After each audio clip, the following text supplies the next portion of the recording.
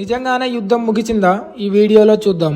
ఇరాన్లోని 3 nuclear sites పైన America దాడి చేసిన 2 గంటల తర్వాత ట్రంప్ ప్రెస్ మీట్ పెట్టి అందులో ఆపరేషన్ సక్సెస్ అయ్యింది అని చెప్పారు. US vice president JD Vance ఏమన్నారు అంటే, భవిష్యత్తులో ఇరాన్ న్యూక్లియర్ వెపన్స్ ని తయారు చేయడం ఆపకపోతే ఫ్యూచర్లో చాలా దారుణమైన దాడులను ఎదుర్కొంటారు అని హెచ్చరించారు. ఇరాన్లోని న్యూక్లియర్ సైట్స్ అయిన ఇస్ఫాహా, ఫోర్డో అండ్ నటాజ్లో దాడులు చేయడంతో ఇరాన్ అమెరికా పైన ప్రతీకారం తీర్చుకోవడానికి ఖతర్లోని యుఎస్ మిలిటరీ బేస్ పైన ఇరాన్ దాడి చేసింది.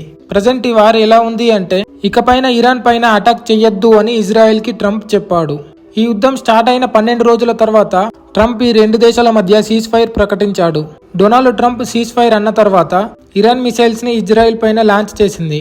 ఇజ్రాయెల్లోని సౌత్ లోని బీర్షెబా నగరంలో అటాక్ చేసింది. ఈ దాడిలో 4 మరణించారు. ఇజ్రాయెల్ పైన ఉదయం 4 గంటల వరకు మిసైల్స్ ని లాంచ్ వేశాము అని ఇరాన్ తెలిపింది. ఇజ్రాయెల్ చేసిన ప్రెస్ మీట్ లో ఇరాన్ న్యూక్లియర్ వెపన్స్ తయారు చేయడాన్ని ఆపినందుకు యునైటెడ్ స్టేట్స్ ప్రెసిడెంట్ అయిన ట్రంప్ కి అండ్ అమెరికాకు ఇజ్రాయెల్ కృతజ్ఞతలు తెలిపింది. సీజ్ ఫైర్ గురించి యునైటెడ్ స్టేట్స్ చేసిన ప్రపోజల్ కి ఇజ్రాయెల్ ఒప్పుకుంది.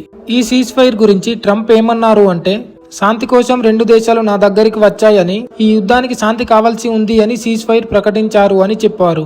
అండ్ ప్రపంచంలో ఎక్కడైనా యుద్ధాలను ఆపగలను, వాటిని పరిష్కరించగలను అని అన్నారు. ఈ సీజ్ ఫైర్ కి Iran supreme leader Ayatollah Khamenei ఈ విషయం పైన ఏమన్నారు అంటే, దీనికి మేము ఒప్పుకోలేము, ట్రంప్ దీన్ని ఫేక్ గా ప్రకటిస్తున్నాడు అని చెప్పాడు. ఇరాన్ ని ఎప్పటి నుంచో చూస్తున్న వారికి తెలుస్తుంది, ఇరాన్ ఎప్పటికీ లొంగిపోదు అని అన్నాడు. డొనాల్డ్ ట్రంప్ మొన్న ఇండియా వర్సెస్ పాకిస్తాన్ తో జరిగిన యుద్ధంలో కూడా ఈ యుద్ధాన్ని నేనే ఆపాను అని అన్నాడు.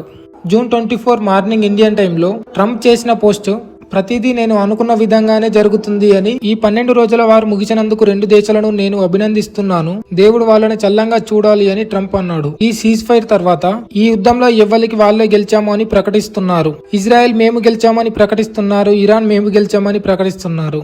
ప్రస్తుతం వస్తున్న న్యూస్ ప్రకారం చూస్తే ఎవరు యుద్ధం కావాలని కోరుకోవడం లేదు. ఇరాన్ లోని పార్లమెంట్ లో ప్రపంచంలో ఆయిల్ రవాణాకి మార్గమైన హర్మోజ్ దారిని మూసివేయడానికి దారితీసే చర్యలు ఇరాన్ పార్లమెంట్ లో నడుస్తున్నాయి. ఈ రూట్ ని ఆపివేస్తే గ్లోబల్ ఎకానమీ డిస్టర్బ్ అవుతుంది. ఆయిల్ అండ్ గ్యాస్ రేట్లు పెరుగుతాయి. ఎందుకంటే ప్రపంచ వ్యాప్తంగా వాడే ఆయిల్ 20% ఇక్కడి నుంచే ట్రావెల్ అవుతుంది. ఈ విషయంలో మీరేమనుకుంటున్నారు? కామెంట్లో రాయండి.